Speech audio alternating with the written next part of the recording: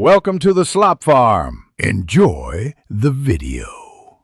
In this video, I will explain how to connect your Cogeco modem.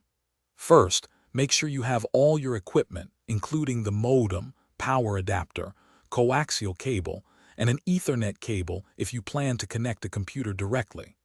Find a suitable location near a coaxial outlet and a power source.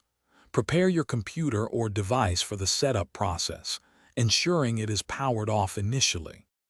Now, let's make the physical connections. Take the coaxial cable and firmly screw one end into the wall outlet and the other end into the cable in port on your modem. Next, plug the power adapter into the modem's power port and then into an electrical outlet. If you're connecting a computer directly, use an Ethernet cable from the modem to your computer. With all cables connected, it's time to power on your modem. Press the power button, if it has one, and wait for the indicator lights to stabilize. This usually takes a few minutes.